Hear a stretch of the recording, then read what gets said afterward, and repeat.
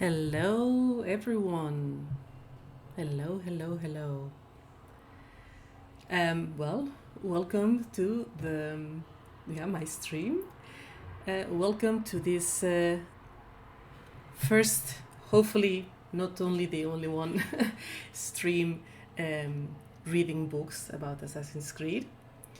Hello, Miklas. Hello, Scholars of the Creed. I really hope that you enjoy this. I am going to be reading today Assassin's Creed, The Secret Crusade by Oliver Bowden.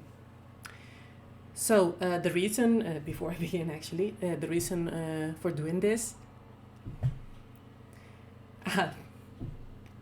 thank you Archangel Gatekeeper, it's nice that you follow. The reason to be doing this is, because we began this a really nice event that is going to be months long actually, that is called Path to Mirage, and I hope that you have seen this in the past already on Twitter, on Instagram, or somewhere else, maybe on Twitch as well, I don't know, on YouTube. And it's basically a whole preparation instead of doing a marathon like it has been done in other years. It's a preparation for the new game that is coming out, hopefully somewhere in, I think it's October or November. So, this first 2 weeks, we are doing events about the first generation of Assassin's Creed, which is Assassin's Creed 1 and the Ezio trilogy. So I wanted to pay a bit of homage to this first generation by reading a little bit about, of this book, The Secret Crusade by Oliver Bowden. And the idea is that I do this for about an hour. But yeah, I don't know if I feel comfortable, I might do it for longer, but it will probably be just 1 hour because it can be quite a lot to read and to... especially to read aloud. I mean, I don't have a problem reading, but reading aloud can be quite a lot, especially, if I need to drink water, if I need to stop or something, because it breaks the immersion, so to speak. So I'm going to start reading the book by the beginning, really, so by the prologue, and then I'm just going to keep going from that, which is a part of Altair's life that is not really studied in the game. So this is actually lore that, that's actually not entirely true. It is studied in the games, however, it's probably part of either, I think it's Chronicles of Altair or Bloodlines, I don't remember which, but basically the prequel of Assassin's Creed 1. So, without further ado, I think I'm going to start already reading, because otherwise, time is a bit of a factor here. So, Bloodlines, thanks Miklaus. Which I have not played actually, because I think it was only available for Nintendo DS, if I'm not wrong. So it's a game a bit difficult to obtain. Okay, well, I'm going to get on with it actually. Okay, well, PSP. I'm actually wrong about everything. Thanks, Miklas. So it's for PSP and you can actually emulate it. Great. Well, that's good to know. I will definitely keep an eye on that and maybe play it in the future. This is the one that is like 2.5D, that is not really a game, right? It's a little bit like Chronicles, if I'm not wrong. Well, hello, Evie. It's 3D. Okay. Well, that's cool. Well, everyone that is here can actually take a look at that eventually. Yeah, PS2 type graphics. Well, old then, like you would say, I guess.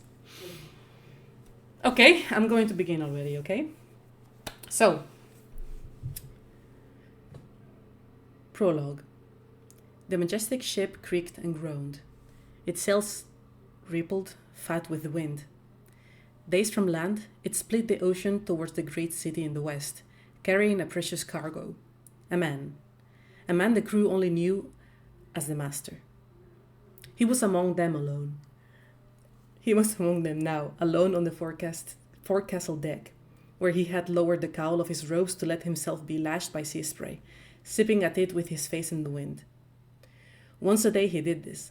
He appeared from his cabin to pace the deck, choose a spot to gaze out at the sea, then returned below. Sometimes he stood on the forecastle, sometimes on the quarterdeck.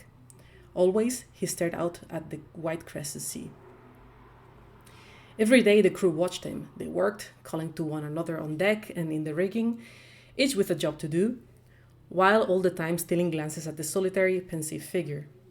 And they wondered, what kind of man was he? What kind of man was in their midst? Furtively, they studied him now as he stepped away from the deck railings and pulled up his hood. He stood there a moment with his head bowed, his arms hanging loosely at his sides. And the crew watched him. Perhaps a few of them even paled as he strode along the deck past them and back to his cabin. And when the door shut behind him, each man found that he had been holding his breath. Inside, the assassin returned to his desk and sat, pouring a beaker of wine before reaching for a book and pulling it towards him, then opening, beginning to read. Part 1. 19th of June, 1257. Maffeo and I remain at Masyaf and will stay here for the time being, at least until one or two, how shall I put this, uncertainties are resolved. In the meantime, we remain at the behest of the master, Altair ibn Lahad. Frustrating as it is to surrender dominion of our own paths in this way, especially to the leader of the order who in his old age wields ambiguity with the same ruthless precision he once wielded sword and blade, I at least benefit from being privy to his stories. Maffeo, however, has no such advantage and has grown restless. Understandably so, he tires of Masyaf. He dislikes traversing the steep slopes between the assassin's fortress and the village below, and the mountainous terrain holds little appeal for him. He is Apollo, he says, and after 6 months here the wanderlust is like the call of a voluptuous woman to him, persuasive and tempting and not to be ignored. He longs to fill the sails with wind and set off for new lands, show Masyaf his back. His impatience is a vexation I could live without, quite frankly. Altair is on the cusp of an announcement, I can feel it. So today I declared, Maffeo, I'm going to tell you a story. The manners of the man. Are we really kin? I begin to doubt it. For instead of greeting this news with the enthusiasm it so clearly warranted, I could have sworn I heard him sigh, or perhaps I should give him the benefit of the doubt, perhaps he was simply out of breath in the hot sun, before demanding of me, before you do, Niccolò, would you mind telling me what this is about? In rather exasperated tones, I ask you. Nevertheless, that is a very good question, brother, I said, and gave the matter some thought as we made our way up the dreaded slope. Above us the citadel loomed darkly on the promontory, as if it had been hewn from the very limestone itself. I had decided I wanted the perfect setting to tell my tale, and there was nowhere more opposite than the Masyaf fortress. An imposing castle of many turrets, surrounded by shimmering rivers, it presided over the bustling village below, the settlement a high point within the Orontes valley, an oasis of peace, a paradise. I would say that it's about knowledge, I decided at last. Assassin, as you know, represents guardian in Arabic. The assassins are the guardians of the secrets, and the secrets they guard are of knowledge. So, yes, no doubt I sounded very pleased with myself. It's about knowledge. Then I'm afraid I have an appointment. Oh, certainly I would welcome a diversion from my studies, Niccolò. However, an extension of them I don't desire. I grinned. Surely you want to hear the tales I've been told by the master. That all depends. Your pitch make them sound less than invigorating. You know, you say my tastes run to the bloodthirsty when it comes to your stories? Yes. Maffeo gave a half smile. Well, you're right, they do. Then you shall have that too. These are, after all, the tales of the great Altair ibn Lahad. This is his life story, brother. Believe me, there is no shortage of event, and much of it, you'll be happy to note, featuring bloodshed. By now we had made our way up to the Barbican to the outer part of the fortress. We passed beneath the arch and through the guard station, climbing again as we headed towards the inner castle. Ahead of us was the tower in which Altair had his quarters. For weeks I had been visiting him there, spending countless hours by him, wrapped as he sat with his hands clasped and his elbows on the rests of his tall chair, telling his stories, his old eyes barely visible beneath his cowl. And increasingly, I had come to realize that was being told these stories for a purpose, that for some reason, yet unfathomable to me, I had been chosen to hear them. When not telling his stories, Altair brooded among his books and memories, sometimes gazing for long arrows from the window of his tower. He would be there now, I thought, and hooked a thumb under the band of my cap and shifted it back, shading my eyes to look up at the tower, seeing nothing but sun-bleached stone. "We have an audience with him?" Maffeo interrupted my thoughts. "No, not today," I replied, instead pointing at the tower to our right. "We're going up there." Maffeo frowned. The defensive tower was one of the highest in the citadel and was reached by a series of vertiginous ladders, most of which looked in need of repair. But I was insistent, and I tucked my tunic into my belt, then led Maffeo up to the first level, then to the next, finally to the top. From there, we looked across the countryside. Miles and miles of craggy terrain, rivers like veins, clusters of settlements. We looked over Masyaf, from the fortress to the buildings and markets of the sprawling village below, the wooden stockade of the outer curtain and stabling. "How high are we?" asked Maffeo, looking a little green, no doubt conscious of being buffeted by the wind and that the ground now looked long way away. "Over 250 feet, I told him, high enough to put the assassins out of range of enemy archers, but able to rain arrows and more down upon them. I showed him the openings surrounding us on all sides. From the echolocations here, they could launch rocks or oil over their foe using these wooden platforms jutted out into space, and we moved over to one, holding onto the upright supports either side and leaning out into the air to look down below. Directly below us, the tower fell away to the cliff edge. Below that, the shimmering river. The blood draining from his face, Maffeo stepped back onto the safety of the tower floor. I laughed, doing the same, and secretly glad too, feeling a little giddy and sick myself, truth be told. "And why is it you've brought us up here?" asked Maffeo. "This is where my story begins," I said. "In more ways than one, for it was from here that the lookout first saw the invading force." "The invading force?" "Yes, Salah al-Din's army. He came to lay siege to Masyaf and to defeat the assassins. 80 years ago, a bright day in August, a day very much like today." First, the lookout saw the birds. An army on the move attracts scavengers, of the winged variety mainly, which swoop down upon whatever scraps are left behind, food, waste, and carcasses, both horse and human. Next, he saw the dust. And then a vast dark stain that appeared on the horizon, slowly beetling forward, engulfing everything in sight. An army inhabits, disrupts, and destroys the landscape. It is a giant, hungry beast that consumes everything in its path. And in most cases, as Salah al-Din was well aware, the mere sight of it was enough to move the enemy to surrender. Not this time, though, not when his enemies were the assassins. For the campaign, the Saracen leader had raised a modest force of 10,000 infantry, cavalry, and followers. With them, he planned to crush the assassins, who had already made 2 attempts on his life and would surely not fail a third time.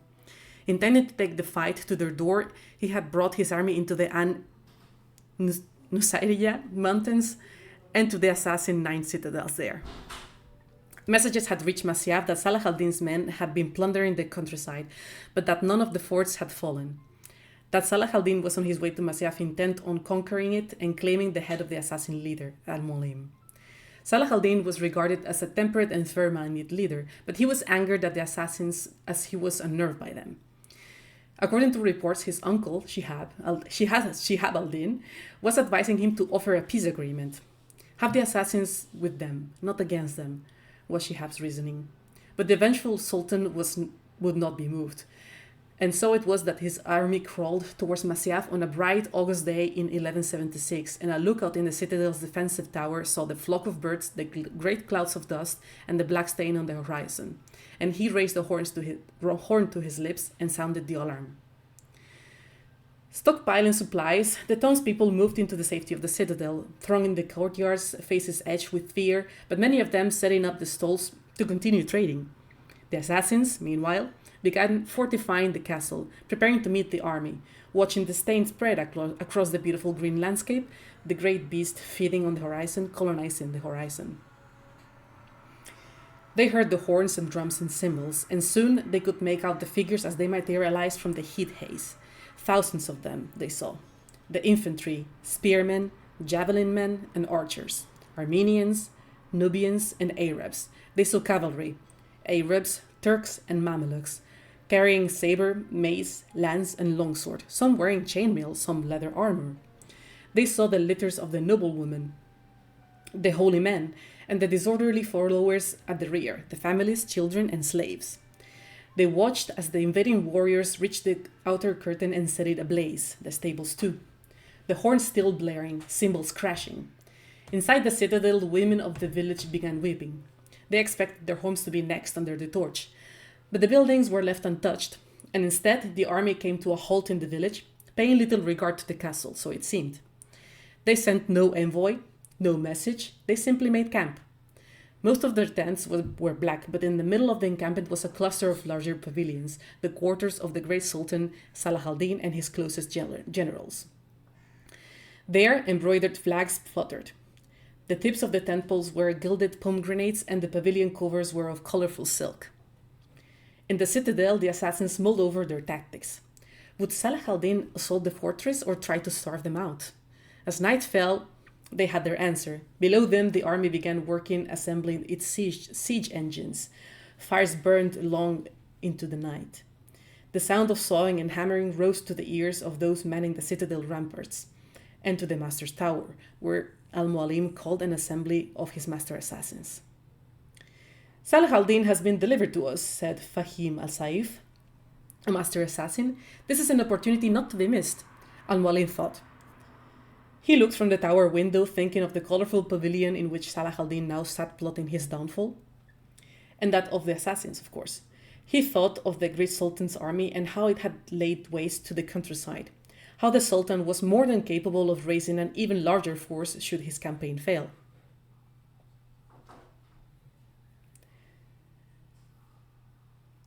Salah al-Din had matchless might, he reasoned, but the assassins, they had guile. With Salah al-Din dead, the Saracen armies will crumble, said Fahim, but Al-Walim was shaking his head. I think not, Shihab. I think not. Shihab will take his place. He's half the leader Salah al-Din is. Then he would be less effective in repelling the Christians, countered Al-Mualim sharply. He tired sometimes of Fahim's hawk-like ways. Do we wish to find ourselves at their mercy? Do we wish to find ourselves their unwilling allies against the Sultan? We are the assassins, Fahim. Our intent is our own. We belong to no one. A silence fell over the sweet-scented room. Salah al-Din is as wary of us as we are of him, said Al-Mualim after reflection. We should see that he is made even more wary. The next morning, the Saracens pushed a ram and siege tower up the main slope, and as Turkish horse archers made passes, showering the citadel with arrows, they attacked the outer walls with their siege engines, under constant fire from assassin archers and with rocks and oil pouring from the defensive towers. Villagers joined the battle, pelting the enemy with rocks from the ramparts, dousing the fires, while at the main gates, brave assassins made sorties through the wicket doors, fighting back infantry, trying to burn them down. The day ended with many dead on both sides, the Saracens retreating down the hill, lighting their fires for the night, repairing their siege engines, and assembling more. That night there was a great commotion in the encampment, and in the morning the brightly colored pavilion belonged to the great Salah al-Din was taken down, and he left, taking a small bodyguard force with him. Shortly after that, his uncle, Shihab al-Din, ascended the slope to address the master of the assassins.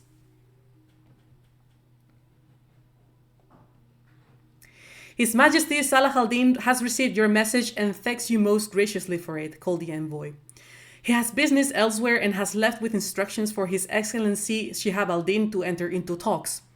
The envoy stood by Shihab's stallion, cupping a hand to his mouth to call up to the master and his generals, who were assembled in the defensive tower. A small force had climbed the hill, 200 men or so, and a litter set down by the Nubians, no more than a bodyguard for Shihab, who remained on horseback. On his face was a serene expression, as though he were not unduly concerned about the outcome of the talks. He wore wide white trousers, a vest, and red twisted sash. Inset into his large, blinding white turban was a glittering jewel. That jewel would have an illustrious name, thought Al-Mualim, gazing down upon him from the top of the tower. It would be called the Star of Something or the Rose of Something. The Saracens were so fond of naming their baubles. "Do begin," called Al-Mualim, thinking. Business elsewhere, with a smile, his mind going back just a few hours to when an assassin had come to his chambers, raising him from slumber and calling him into the throne room. "Umar, welcome," Al-Mualim had said, wrapping his robes around himself, feeling the early morning chill in his bones. "Master," Umar had replied, his voice low and his head bent. "You've come to tell me of your mission?" Al-Mualim said to him. He lit an oil lamp on a chain, then found his chair, settling into it. Shadows flitted across the room. Umar nodded. There was blood on his sleeve, noticed Al-Mualim. "Was our agent's information correct?" "Yes, master. I made my way into their encampment, and just as we were told, the gaudy pavilion was a decoy. Salah al-Din's tent was nearby, a much less conspicuous accommodation." Al-Mualim smiled. "Excellent, excellent. And how were you able to identify it?" "It was protected, just as our spies said it would be, with chalk and cinders scattered on the perimeter so my steps would be heard." "But they were not." "No, master, and I was able to enter the Sultan's tent and leave the feather as instructed." "And the letter?" "Pinned by the dagger to his pallet." "And then?" "I crept from his tent."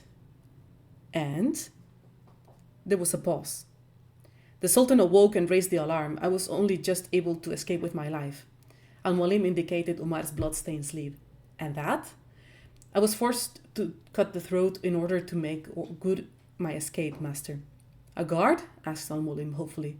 Umar shook his head sadly. He wore the turban and vest of a nobleman, at which Al-Mualim closed tired and sorrowful eyes. "There was no other option?" "I act rashly, master." "But otherwise your mission was a success?" "Yes, master." "Then we shall see what transpires," he said. What transpired was the exit of Salah al-Din and the visit from Shihab. And standing tall in his tower, Al-Mualim had allowed himself to believe that the assassins had prevailed, that his plan had worked. Their message had warned the Sultan that he should abandon his campaign against the assassins, for the next dagger would not be pinned to his palate, but to his genitals. Simply by being able to live it, he had shown the monarch how vulnerable he really was, how his great force counted for nothing when a lone assassin could outwit his decoys and guards and steal so easily into his tent as he slept. And perhaps Salah al-Din was fonder of his genitals than he was of pursuing a long and costly war of attrition against an enemy whose interests only rarely came into conflict with his own, for he had gone. "His Majesty Salah al-Din accepts your offer of peace," said the envoy.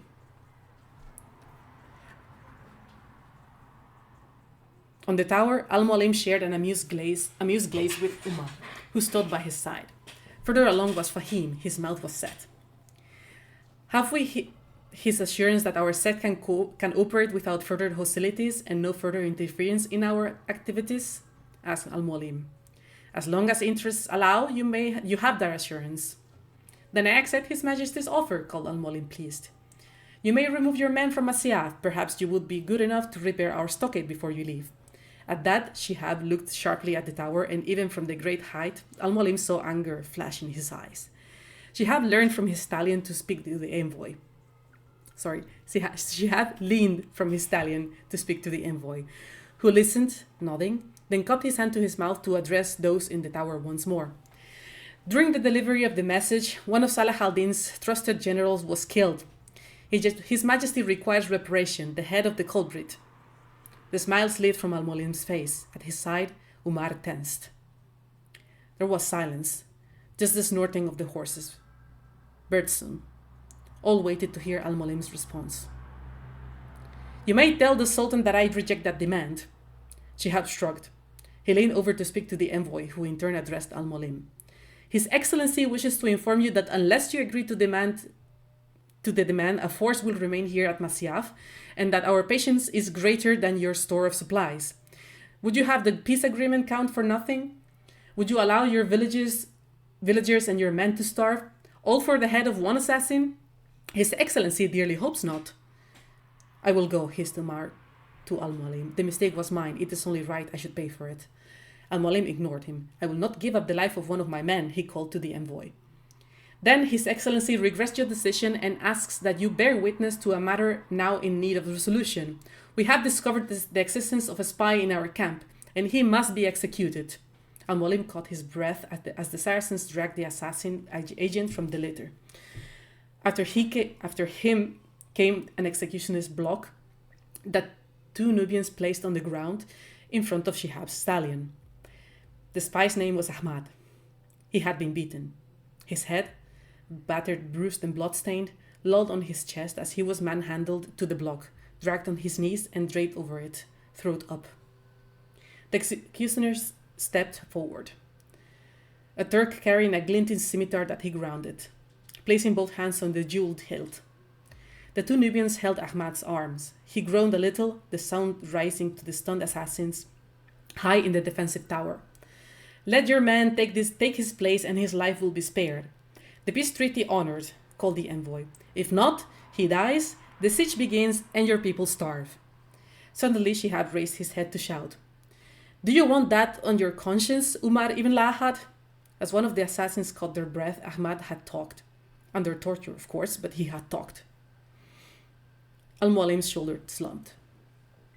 Umar was beside himself. Let me go, he urged Al-Mualim. Master, please.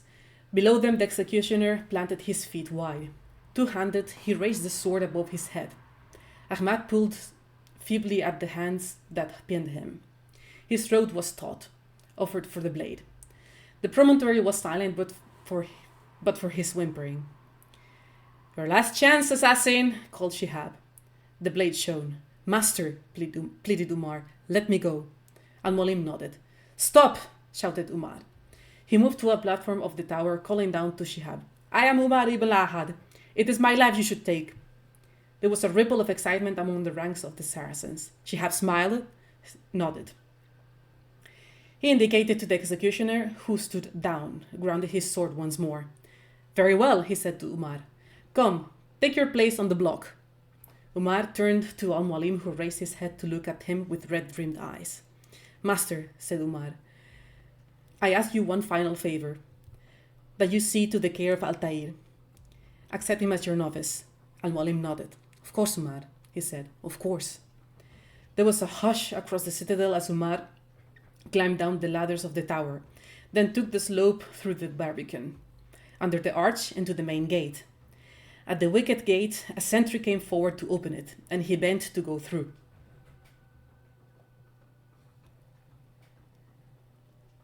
A shout came from behind. Father! The sound of running feet.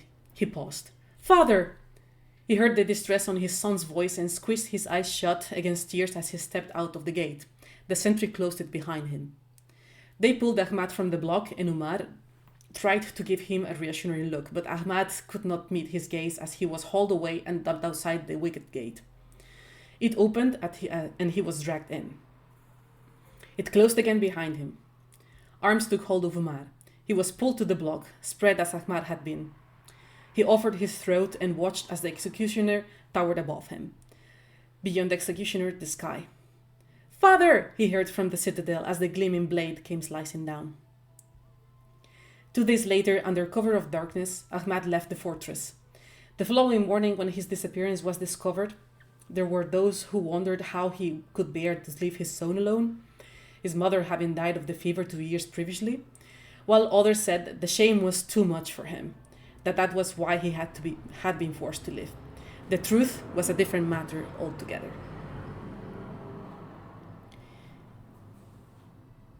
June 20th, 1257. This morning I awoke with Maffeo shaking my shoulder, not especially gently, I should add. However, his insistence was prompted by an interest in my story. For that, at least, I should be grateful. So? He said. So what? If I sounded sleepy, well, that's because I was. So what happened to Ahmad? That I was to discover at a later date, brother. So tell me. As I pulled myself to the sitting position in my bed, I gave the matter some thought. I think it's best that I tell you the stories just as they were told to me, I said at last. Altair, aging though he is quite the teller of tales. I believe I shall adhere to his narrative. And what I related to you yesterday formed the bulk of our very first meeting together, an episode that took place when he was just 11 years old. Traumatic for any child, reflected Matthew. What of his mother? Died in childbirth. Altair, an orphan at 11? Indeed. What happened to him? Well, you know what happened. He sits up in his tower and... No, I mean what happened to him next. That also will have to wait, brother. The next time I saw Altair, he had moved to the focus of his narrative forward by 15 years to a day that found him creeping through the dark, dripping catacombs beneath Jerusalem. The year was 1191, more than 3 years since Salah al-Din and his Saracens had captured Jerusalem. In response, the Christians had gnashed their teeth, stamped their feet, and taxed their people in order to fund the Third Crusade. And once more, men in chainmail had marched upon the Holy Land and laid siege to its cities. England's King Richard, the one they called the Lionheart, as cruel as he was courageous, had recently recaptured Acre. But his greatest desire was to retake Jerusalem, a holy site.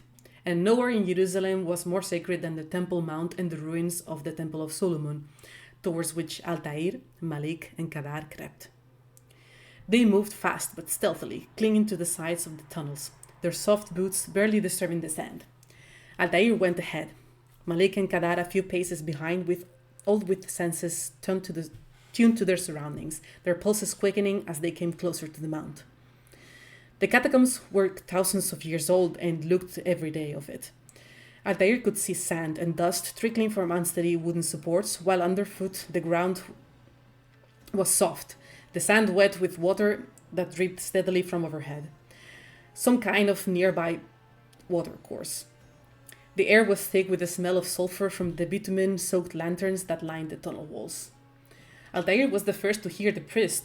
Of course he was. He was the leader, the master assassin. His skills were greater, his senses sharper. He stopped. He touched his ear, then held up his hand. And all three became still, like wraiths in the passage. When he glanced back, they were awaiting his next command. Kadar's eyes gleamed with anticipation. Malik's were watchful and flinty. All three held their breath. Around them the water dripped, and Altair listened intently to the priest's mumblings. The false Christian piety of a Templar. Now Altair placed his hands behind his back and flicked his wrist to engage his blade, feeling the familiar pull on the ring mechanism he wore on his little finger. He kept his blade in good order, so the noise it made when it released was almost inaudible. He timed it to the water droplets just to be sure. Drip, drip, snick. He brought his arms forward and the blade at his left hand glittered in the flickering torchlight, thirsty for blood. Next, Altair flattened himself to the tunnel wall and moved forward stealthily, rounding a slight bend until he could see the priest kneeling in the tunnel. He wore the robes of a Templar, which could only mean they were more ahead, probably within the ruins of the temple, in search of their treasure, no doubt.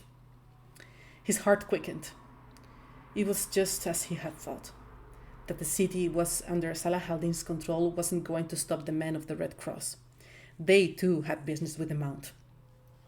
What business? Altair intended to find out, but first there was the priest to take care of. Crouched low, he moved behind the kneeling man, who prayed on, unaware of death's proximity. Shifting his weight to his front foot and bending at the knee slightly, Altair raised the blade, his hand bent back, ready to strike. "Wait!" hissed Malik from behind him. "There must be another way. This one need not to die."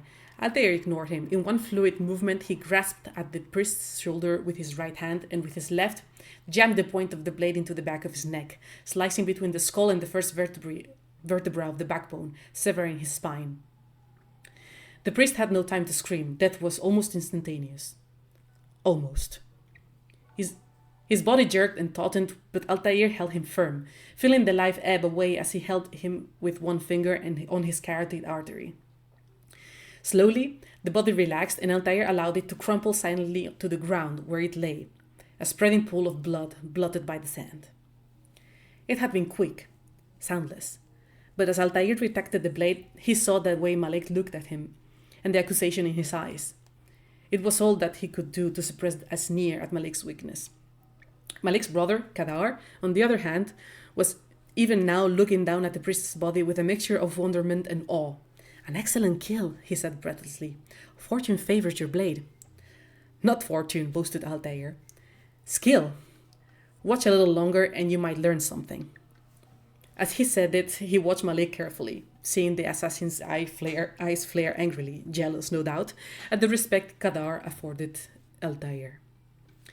Sure enough, Malik turned on his brother. "Indeed, he'll teach you how to disregard everything the master taught us." Altair sneered once more.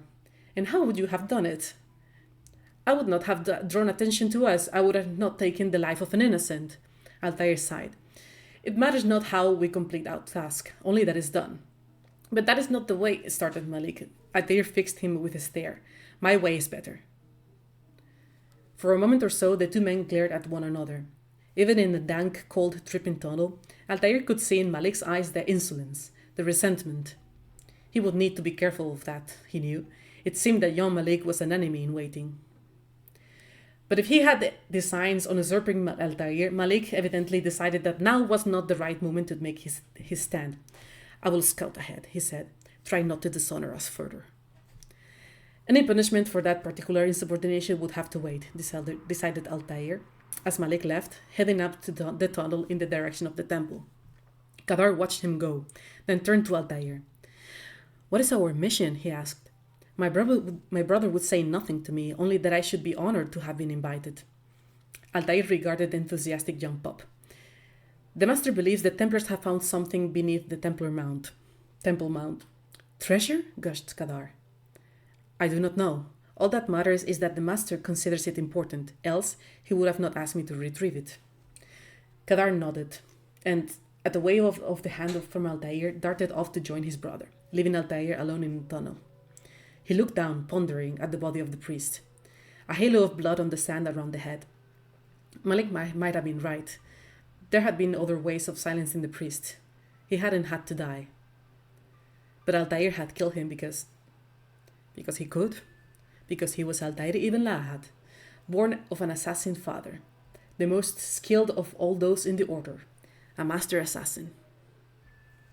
He set off, coming to a series of pits, mist floating in their depths, and leaped easily to the first crossbeam, lithely landing and crouching cat-like, breathing steadily, enjoying his own power and athleticism. He jumped to the next and to the next, then came to where Malik and Kadar stood waiting for him. But rather than acknowledge them, he ran past, the sound of his feet like a whisper on the ground, barely disturbing the sand. Ahead of him was a tall ladder, and he took it at a run, scampering up quickly and quietly, only slowing when he reached the very top, where he stopped, listening and sniffing the air. Next, very slowly, he raised his head to see an elevated chamber, and there, as he had expected, stood a guard with his back to him, wearing the outfit of a Templar. Padded gamesome jacket, leggings, chainmail, sword at his hip, Altair, silent and still, studied him for a moment, taking note of his posture, the dip of his shoulders. Good. He was tired and distracted. Silencing him would be easy.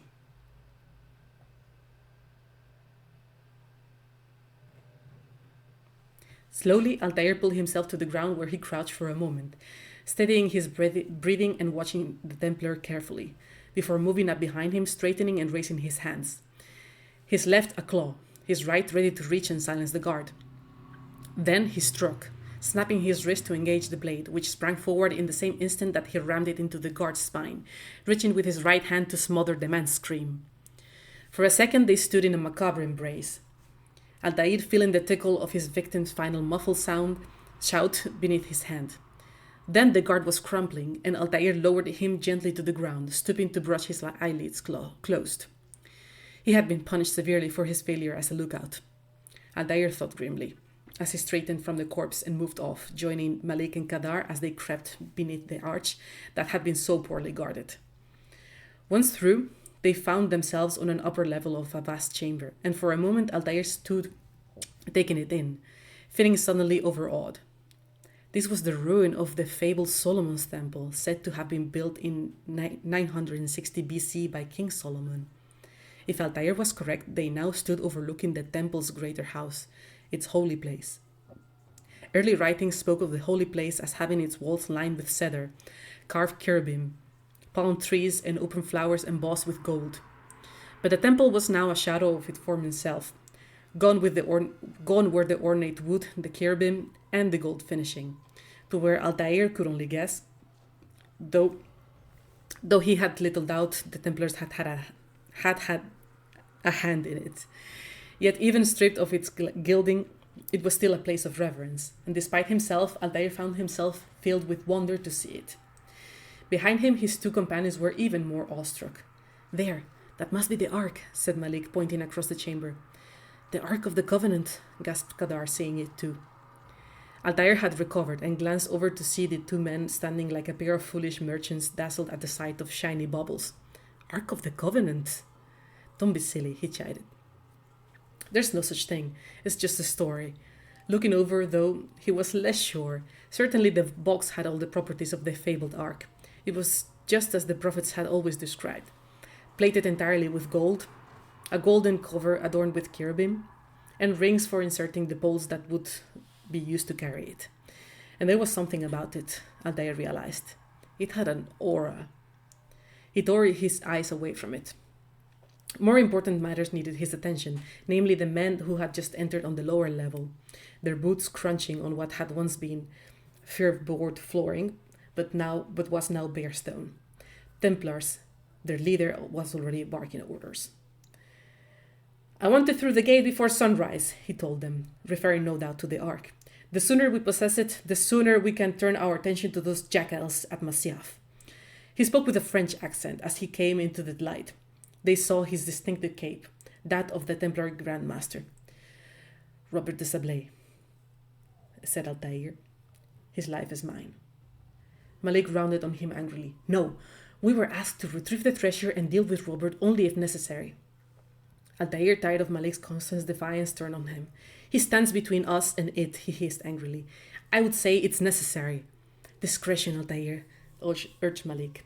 "You mean cowardice? That man is our greatest enemy, and here we have the chance to be rid of him." Still, Malik argued. You have already broken 2 tenets of our creed. Now, you would break the 3rd. Do not compromise the Brotherhood." Finally, Altair snapped. "I am your superior, in both title and ability. You should know better than to question me." And with that, he turned, climbing quickly down the first ladder to a lower balcony, then to the floor where he strode confidently towards the group of knights. They saw him coming and turned to face him, their hands on the hilts of the swords. The jaws set. Altair knew that they would be watching him, watching the assassin, as he glided across the floor towards them, his face hidden by his cowl, his robes and red sash flowing about him, the sword at his hip, and the hilts of his short swords showing over his right shoulder. He knew the fear they would be feeling. And he in turn watched them, mentally assessing each man, which of them was a right-handed swordsman, which fought with his left, who was built for speed and who would be the strongest, paying particular attention to their leader. Robert de Sable was the largest of them, the most powerful. His head was shaven, and etched into his face were years of experience, every one of which had contributed to his legend, that of a knight as famed for his skill with the sword as he was for his cruelty and ruthlessness. And this Altair knew above all, that all of the men present, he was by far the most dangerous. He had to be neutralized first. He heard Malik and Kadar drop from the ladders and glanced behind to see them following his lead. Kadar swallowing nervous, Malik's eyes flashing with disapproval. The Templars tensed further at the sight of 2 more assassins. The numbers more even now. 4 of them surrounded the Sable, each man alert, the air thick with fear and suspense. "Hold, Templars," called Altair when he was close enough to the 5 knights. He addressed the Sable, who stood with a thin smile upon his lips, his hands hanging at his sides. Not like his companions, ready for combat, but relaxed, as though the presence of the 3 assassins was of little significance to him. Altair would make him pay for his arrogance. "You're not the only ones With business here, he added. The two men weighed each other up. Altair moved his right hand as though ready to grasp at the hilt of the sword at his belt, wanted to keep the sable's attention there when in fact death would sneak smoothly from the left. Yes, he decided, feint with the right, strike with the left. Dispatch Robert the Sablé with the blade and his men would flee, leaving the assassins to retrieve the treasure. All would talk of Altair's great victory over their Templar Grandmaster. Malik, that coward, would be silenced. His brother wonderstruck afresh. And on their return to Masyaf, the members of the order would venerate Altair. Al-Mualim would honor him personally, and Altair's path to the possession of Master would be assured. Altair looked into the eyes of his opponent. Imperceptibly, he flexed his left hand, testing the tension of the blade mechanism. He was ready. And what is it that you want? Asked the Sablé with the same unconcerned smile. Blood, said Altair simply, and struck. With inhuman speed, he leaped at the Sablé, flicking the blade at the same moment, feinting with his right hand and striking as fast and deadly as a cobra with his left. But the Templar Grandmaster was quicker and more cunning than he had anticipated. He caught the assassin mid-attack, seemingly with ease, so that Altair was stopped in his tracks, unable to move, and suddenly, horrifyingly, helpless. And in that moment, Altair realized he had made a grave mistake. A fatal mistake. In that moment, he knew that it was not the Sablé who was arrogant. It was himself. All of a sudden, he no longer felt like Altair the master assassin. He felt like a weak, feeble child. Worse, a bragging child. He struggled and found he could barely move, the Sablé holding him easily. He felt a sharp stab of shame, thinking of Malik and Kadar seeing him brought low. The Sablé's hand squeezed his throat, and he found himself gasping for breath as the Templar pushed his face forward at him. A vein in his forehead throbbed. You know not the things in which you meddle, assassin. I spare you only that you may return to your master and deliver a message. The Holy Land is lost to him and his. He should flee now while he still has the chance. Stay and all of you will die. Altair choked and spluttered, the edge of his vision beginning to fade, fighting unconsciousness as the Sablé twisted as easily as though handling a newborn and tossed him towards the back wall of the chamber. Altair crashed through the ancient stone and into the vestibule of the other side, where he lay stunned for a moment, hearing beams fall and the huge pillars of the chamber crash in. He looked up and saw that his entrance to the temple was blocked. From the other side, he heard shouts, the Sablé crying, "Men, to arms! Kill the assassins!" He scrambled to his feet and dashed to the rubble, trying to find a way through. With shame and helplessness burning him, he heard the cries of Malik and Kadar, their screams as they died. And finally, his head low, he turned and began to make his way out of the temple for the journey to Masyaf, there to bring the master the news. The news that he had failed, that he, the great Altair, had brought dishonor upon himself and upon the order. When he finally emerged from the bowels of the Temple Mount, it was into bright sunshine and a Jerusalem that teemed with life. But Altair had never felt so alone. Okay. I think that concludes it. I'm going to leave it for now. I hope that you enjoyed it. I think that was kind of a good ending for the reading for this stream. I'm sorry I have not been able to to read the chat because I was focused on the text. I know I stutter. I know that some pronunciations are a bit off, but I actually enjoyed it. So I might do it another time. I will let, of course, everyone know in advance. But for the most part, I think you can already look forward to the next event, which will be wait, where? It's, I think on Saturday the 12th. And Sark will be streaming Assassin's Creed 2, if I'm not wrong. So just pay attention to Twitter, pay attention to Instagram, and make sure that you follow that stream as well, because it's going to be great, in my opinion. I hope I can set up something soon. And of course, thanks to especially Chris and Arsh for organizing all this from the beginning, but in general to both groups, because I think we're doing so far a great job. It's a lot of work, and it's going to be for a very long time that we have to do it, but I think we can do it. Okay. So without further ado, I am going to close this, and you can go back to your lives. Go have dinner, because I think it's dinner time in many places. Otherwise, go to bed. Okay, and